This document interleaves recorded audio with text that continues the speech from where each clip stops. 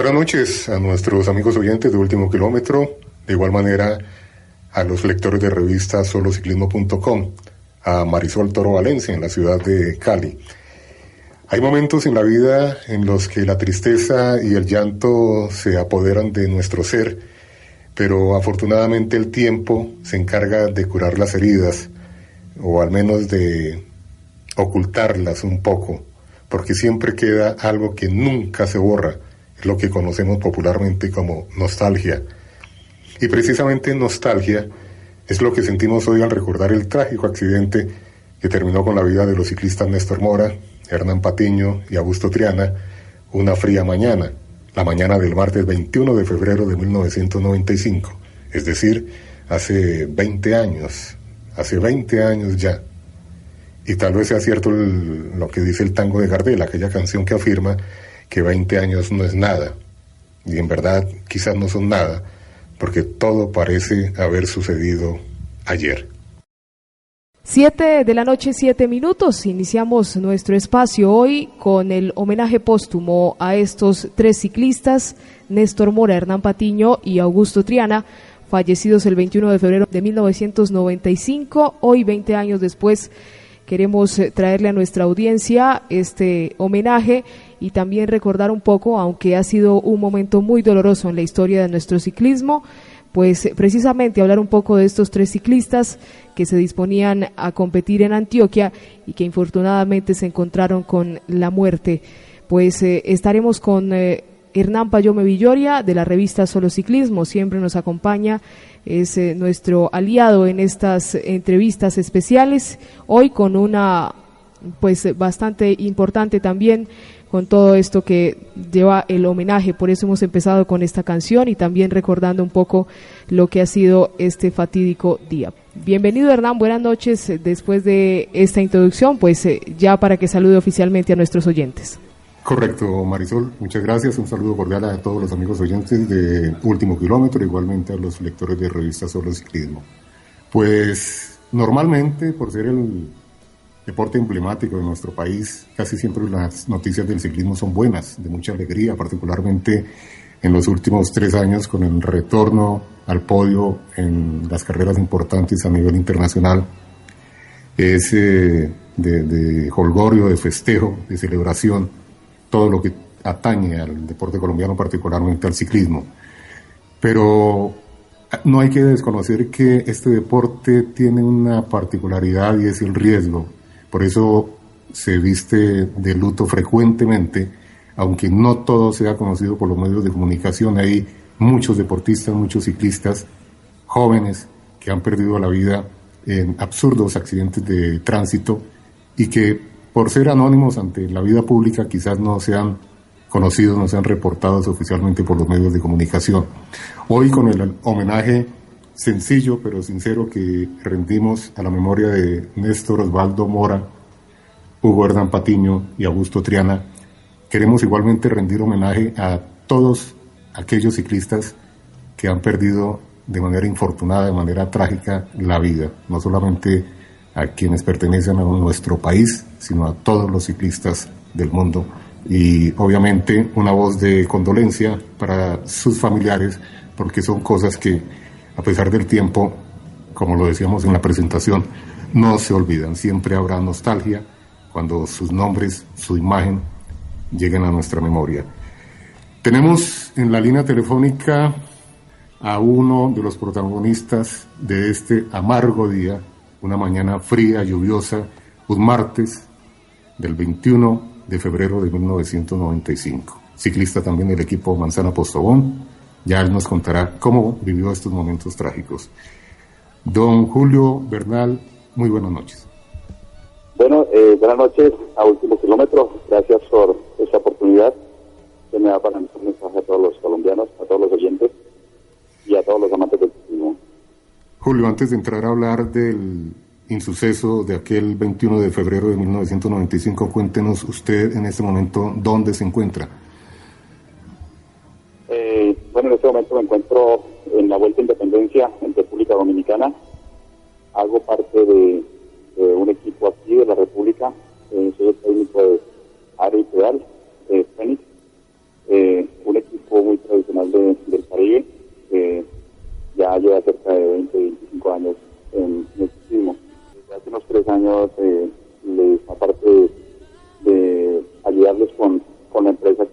dado en Colombia fabricando sus uniformes. También soy el técnico de ellos, de este equipo. Correcto. Julio, ¿cómo asimila usted en este momento de nostalgia el traer a su mente nuevamente aquel 21 de febrero de 1995? Pero si realmente, ahora cuando usted me llamó con el micrófono, pues realmente me doy cuenta que el tiempo ha pasado, ya son 20 años, pero que parece que hubiese sido ayer aquel fatídico accidente. Yo pienso que fue una historia de vida en medio de todo, para mí y para los muchachos que quedamos, benditos a Dios, con vida, porque éramos 22 en total los ciclistas que íbamos ese día, y pues perder a 3 de nuestros compañeros en este accidente fue muy duro para todas. Vamos a ir abriendo el expediente, la hoja de vida de Néstor Osvaldo Mora Zárate, un muchacho que nació el 20 de septiembre de 1972 en la ciudad de Bogotá.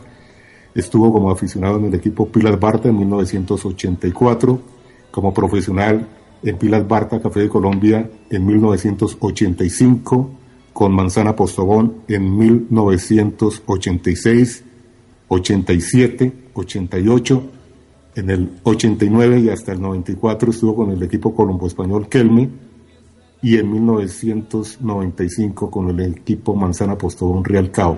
Tuvo victorias de etapa en el Clásico RCN, una muy importante en la Vuelta a España, 2 etapas en la Semana Catalana en 1991, una prueba que finalmente ganaría Stephen Roche, el irlandés. Fue nada menos que campeón de la Vuelta de la Juventud de 1982. Recordamos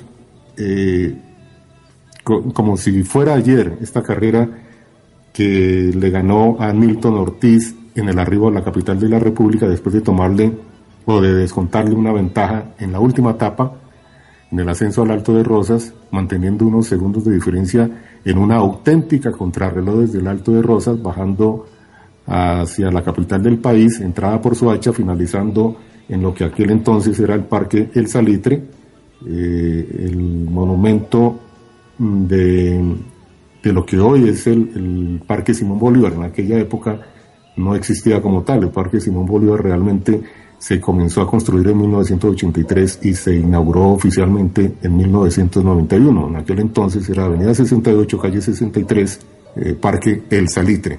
Y fue un momento realmente inolvidable. Me atrevo a decir que uno de los más importantes, junto con la etapa en la Vuelta a España y las 2 etapas de la Vuelta de la Semana Catalana, lo más importante en el palmarés ciclístico de Néstor Mora. Marisol.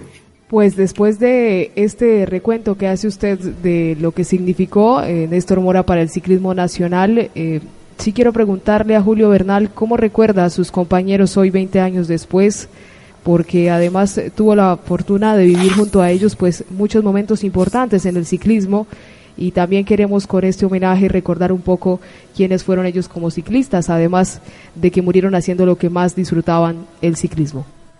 Bueno, digo que a ellos 3 en especial siempre los recuerdo, no solamente Julio Bernal, sino todos los compañeros que en ese momento estábamos en el equipo Manzana Postobón, disculpen lo que es la publicidad, pero eran compañeros muy especiales. Yo pienso que cada uno en su forma de ser eran compañeros, realmente yo pienso que amigos dentro del equipo, fuera de las competencias también igualmente compartíamos demasiado.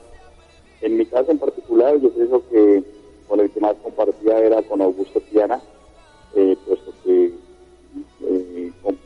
digamos que él vivía en Fusa, yo vivía en Bogotá. Muchas veces entonces cuando nos daban los días libres, entonces yo me iba para allí, para su tierra, o él se quedaba en mi casa, íbamos a la iglesia, hacíamos muchas cosas, íbamos a los centros comerciales, ya a sus señoras, su hija, en fin, yo pienso que compartí mucho con él. Igual de Néstor, que recuerda que era todo un profesional, un caballero sobre la bicicleta, muy serio en sus cosas, en lo que hacía. Traía la experiencia de haber corrido en Europa ya muchos años, y pues nos la enseñó a nosotros, nos la transmitió, y pues para nosotros como ciclistas fue como ese profesor dentro de la competencia, era ese técnico dentro de la competencia que nos hacía falta. Y pues Arturo Patiño, humilde, el hombre entregado al equipo, el trabajador, el obrero, el que hacía el trabajo sucio, como se llama. Para quienes no entienden, el trabajo sucio es aquel que carga la caramañola, que se echa al hombro al compañero cuando se pincha, etcétera. Ese es el que hace el trabajo sucio y lo hacía sin medir palabras, sin decir que él podía hacer mucho más. No, él simplemente era entregado al equipo, a una obra, a una causa que era simplemente trabajar por el bien del equipo. Todos de nuestros oyentes, practicantes del ciclismo, seguramente no habían nacido en aquella época, en 1995. Quizás no conozcan en detalle qué fue lo que sucedió esta fría mañana del martes 21 de febrero. Cuéntenos, por favor, sin ahorrar detalle, cómo se vivió, cuáles fueron las escenas dramáticas. No queremos hacer prensa amarillista, pero sí queremos recordar a quienes no lo conocieron en su momento, cuáles fueron estos momentos. Julio. Amarillistas, en ningún momento yo pienso que, como le dije anteriormente, para muchos de nosotros se convirtió en una historia de vida, en algo pues que podemos decir hoy en día que Dios estaba con nosotros ese día, aún con las personas que fallecieron. Es algo que simplemente la vida es así, no lo entendemos. Las cosas de Dios son así, nada que no es la voluntad de Él. Y pues nada, yo pienso que las cosas se dieron, como usted dice, en una mañana lluviosa, una mañana de entrenamiento, como cualquier mañana salíamos a entrenar, como cualquier mañana sale todo el mundo a entrenar. Siempre se sale con el riesgo de que algo puede suceder en la carretera. Desgraciadamente para nosotros nos pasó ese día, ese fatídico accidente. Yo pienso que después de haber venido de ganar la vuelta en Tolima, donde Néstor 2 días antes de ese fatal accidente ganó la contrarreloj, inclusive me ganó una apuesta ese día. Apostábamos entre nosotros que el que ganara la contrarreloj, el que ganara esta etapa, era una forma de motivación entre nosotros mismos. Y habíamos entrenado al otro día de haber ganado la vuelta, un entrenamiento entre Honda, Chinchinadas, pasando por el páramo de Letras y Manizales. Estábamos preparando la Vuelta a Colombia de del año 95, y pues así como nos pasó ese accidente ese día, bien nos hubiera podido pasar el día anterior, o bien nos hubiese podido pasar un día después, 2 días después. Yo pienso que todo está escrito. Como le digo, desafortunadamente nos tocó a nosotros pasar por ese momento, en esa curva, en el momento en que este camión venía, y pues ya todos los demás saben lo que pasó. Hubiésemos podido haber fallecido todos, pero por aquellas cosas de mi Dios, en ese momento subía un carro muy pequeño, un Willys de los que cargan gente por allí, y lo trancó la carrocería del camión la trancó para que no hubiese hecho un barrido total, que fue lo que hizo ese día. El nombre completo de Hernán Patiño era Hugo Hernán Patiño García.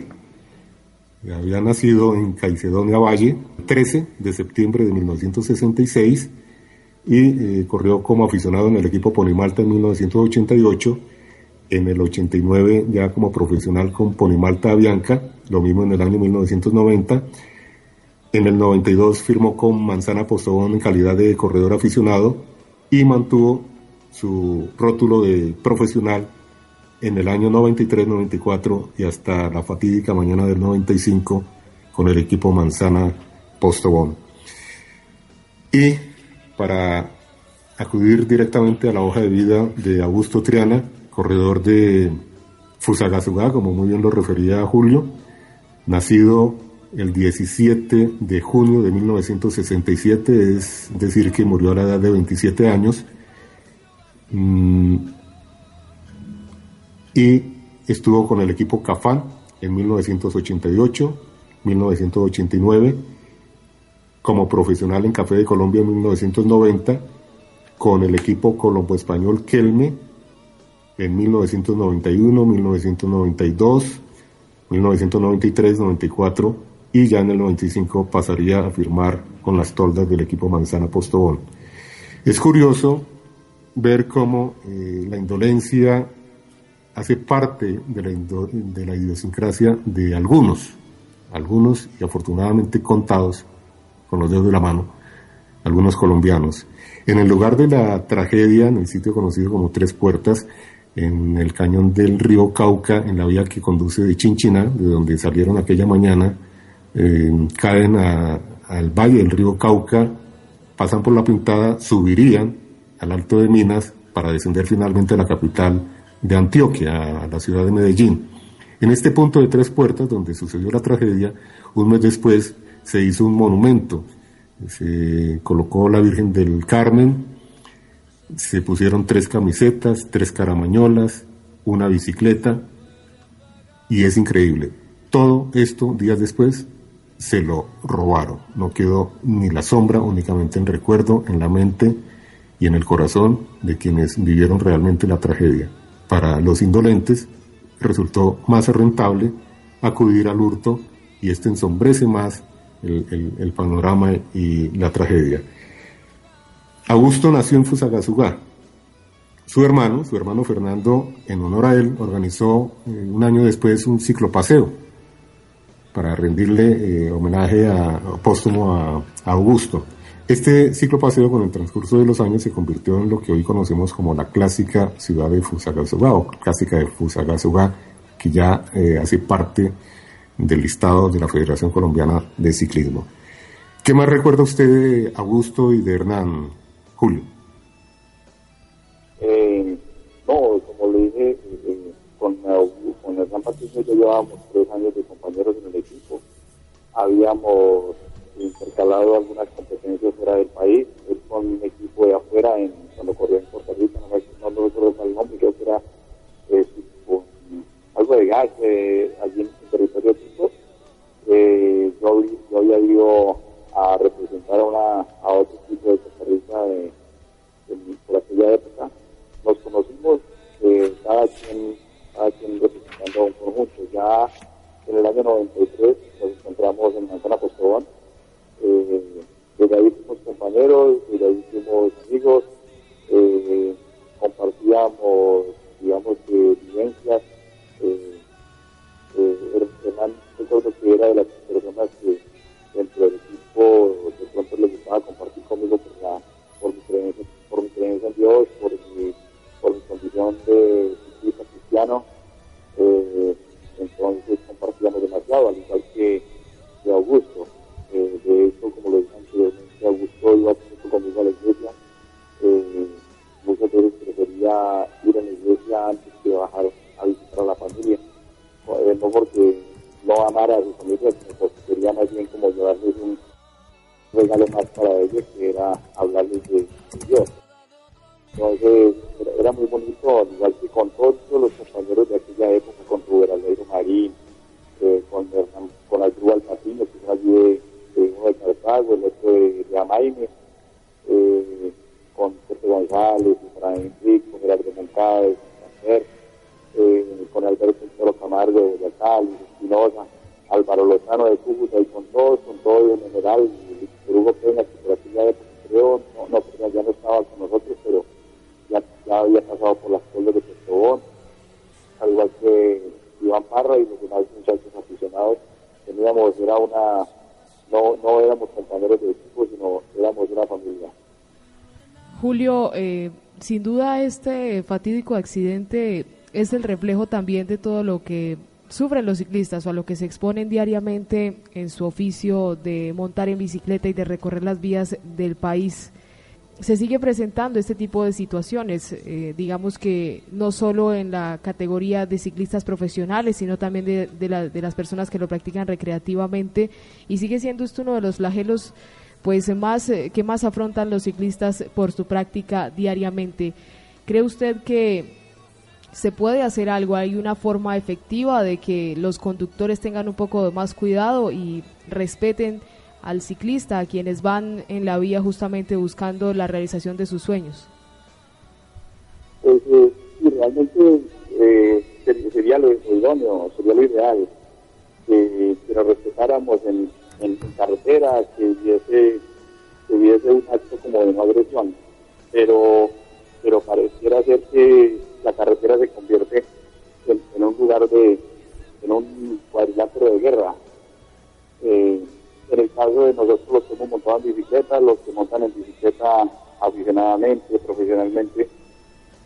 dicen que llevan las de perder. Eso es como si estuviese dentro del ring un peso mosca contra un peso pesado, donde ya sabemos quién va a vencer y quién va a perder.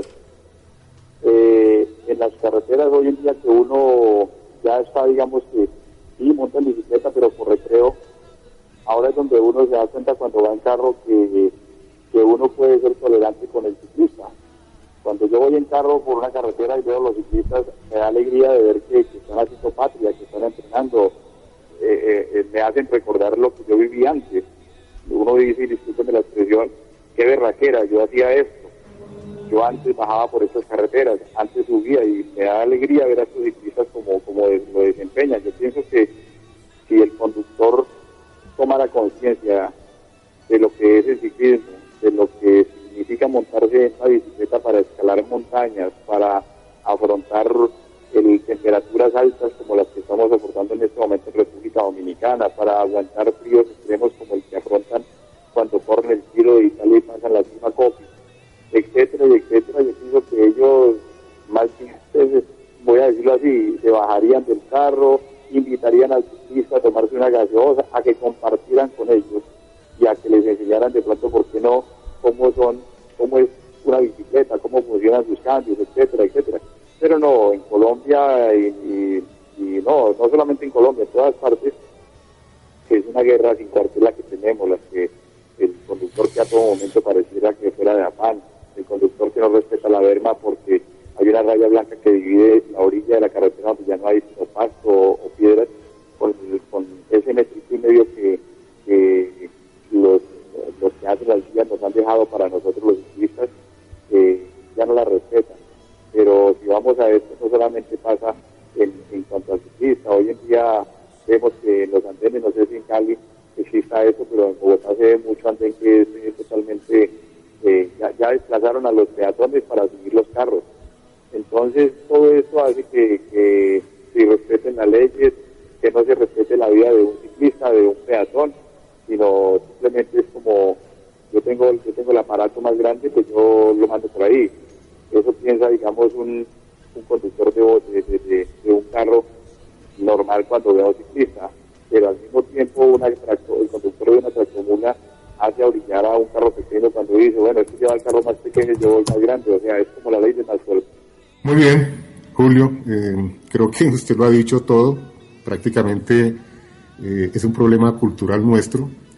La paz no está en La Habana, no está en Cali, no está en Medellín, está en la cabeza, en el cerebro de cada ciudadano, porque no depende de 3 o 4, sino depende de todos.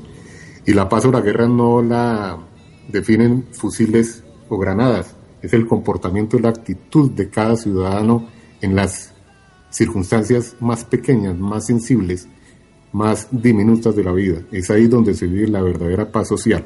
Infortunadamente, pues, estamos en un país que se quedó atrás, se quedó en época de agresión permanente, y creo que el proceso va a ser demasiado largo para lograr y estabilizar un proceso cultural ciudadano que nos permita salir de esta hecatombe en la que realmente hemos caído. Julio, un abrazo fraternal, feliz estadía en República Dominicana.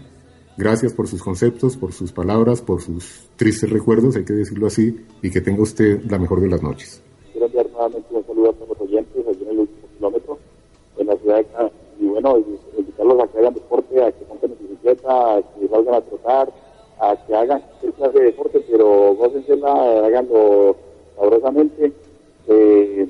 Bueno, ojalá con personas que sean los idóneos para conducirlos, para darles un plan de trabajo, que yo pienso que es lo que nos hace falta. Yo pienso que si nosotros tenemos una mente sana, una mente puesta en lo que tenemos que ponerla, no solamente en la violencia, podemos hacer muchas cosas, no solamente con palabras de que voy a dejar esta arma o voy a tomar solamente el asadón, sino hacerlo de corazón y de convicción. Correcto, así sea, don Julio.